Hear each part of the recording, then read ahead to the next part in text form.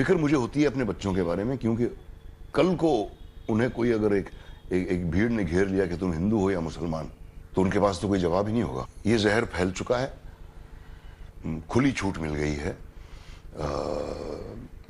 कानून को अपने हाथों में लेने की। नसीरुद्दीन शाह के बयान का हवाला देकर भारत पर निशाना साधने वाले इमरान खान को ओवैसी ने आईना दिखा दिया। वो सारी वो चीजें हैं जो कायदे आजम तब कर चुके थे कि उन्होंने कहा था कि हिंदुस्तान में मुसलमानों को बराबर का शहरी समझा जाएगा। वो आज हिंदुस्तान में हो रहा है। पाकिस्तान में ये साबित करना है कि हमने अपने जो भी माइनॉरिटीज हैं, जो भी अकलियतें हैं, हमने उनको बराबर के शहरी बनाना है। खास तौर पे नरेंद्र मोदी के हिंदुस्तान को बताना है कि हम अपनी अकलियतों को कैसे रखते हैं और आप अपनी अकलियतें कैसे रखते हैं। ये पाकिस्तान के वजीर आजम से भी बोलना चाहूंगा। पाकिस्तान के वजीर आजम, आप हिंदुस्तान के मुसलमानों की फिक्र करना छोड़ दो। Mister Khan, you worry about your own country. We have rejected the पैगाम, the message, the wrong theory of Jinnah. एक ने दो दूर करूंगा। 18 साल पहले जी हाँ, जब वार हुआ था हिंदू मुस्लिम, जी हाँ, ये ऐसा ही क्यों है? हिंदू मुस्लिम ही वार क्यों होता है? बिल्कुल हिंदू सर। ईसाई या सिख मुस्लिम ऐसा क्यों नहीं होता? आपका सवाल था कि हिंदू मुस्लिम ही क्यों होता है, राइट?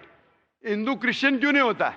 भाई मिसाल के बारे में जैसा इंडिया पाकिस्तान मैच हो तो ही सब देखते हैं, इंडिया ऑस्ट्रेलिया को कोई नहीं देखता है। बराबर, ये फर्क है।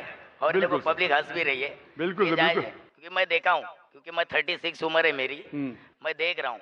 इंडिया पाकिस्तान का मैच रहेगा तो ही हिंदू मुस्लिम देखता है, माशाल्लाह। और अगर इंडिया ऑस्ट्रेलिया रहेगा तो ऑल देखते हैं, मुस्लिम कम देखते हैं। ये मैं आंखों देखी चीज है, और चाहे तो पूछ सकते हैं मजबे में। आप 36 साल से देख रहे हैं, मैं 45 साल से देख रहा हूं। मैच को नहीं देखता हूं, मैच नहीं देखता हूं, लोगों को देख रहा हूं। और आप बिल्कुल सही कहते कि हिंदू मुस्लिम क्यों लड़ाए। आप अगर मेरी तकरीर देखेंगे जिसका मौजू था is terrorism a Muslim monopoly, क्या दहशत गर्दी मुसलमान की विरासत है। इसमें मैं ये साबित किया हूं कि जो लोग इल्ज़ाम लगाते कि मुसलमान दहशत गर्द, बिल्कुल गलत है।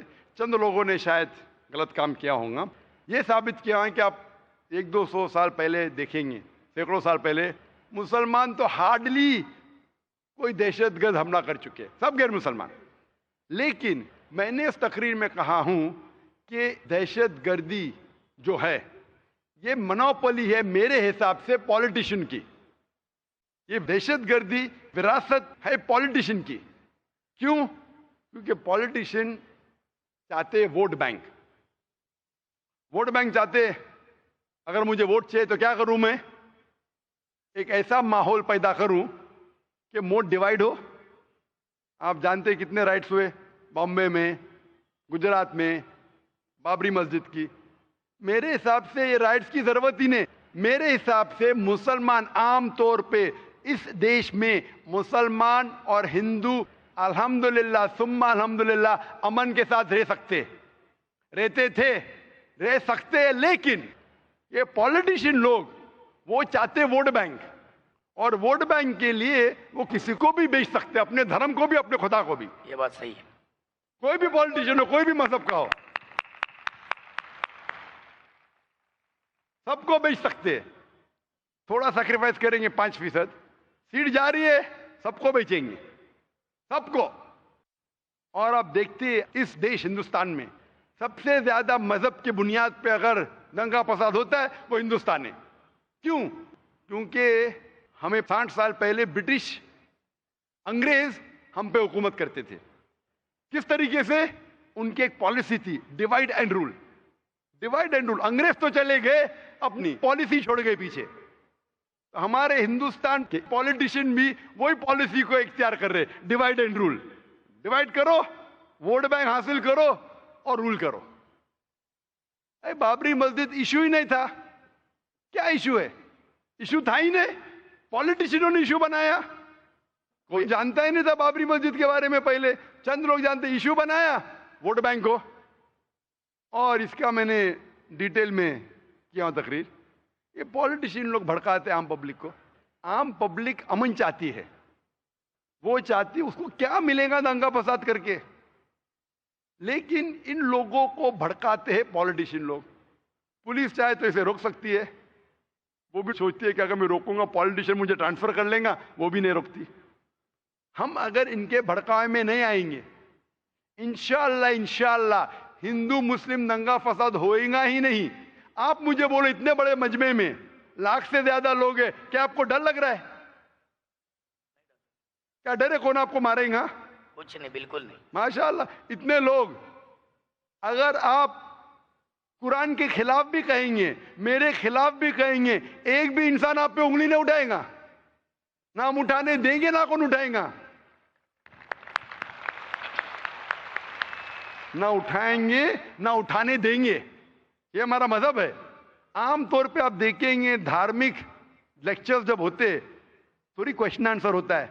मैं कई लेक्चर में गया, हिंदू धर्म गुरु के, क्रिश्चियन धर्म गुरु के, सवाल पूछने का मौका ही नहीं देते। सवाल होगा तो चिट में। अरे क्यों भाई? अगर आपने तकरीर की तो मुझे हक है आपकी बात से सहमत होने का या आपकी बात से ना मानने का। उन्हें डर है पब्लिक में सवाल होगा तो पोल खुल जाएगा। मुझे भी पता है सवाल जवाब होगा तो मेरा पोल खुलेगा। मेरा पोल एकदम साफ है, इन्ना दीना इंदल्लाह इस्लाम। हमारा पोल साफ है। क्या सिर्फ ये मजहब? अल्लाह ताला फरमाते सूरह इमरान सूरह 3 आयत नंबर 19, इन्ना दीना इंदल्लाह इस्लाम।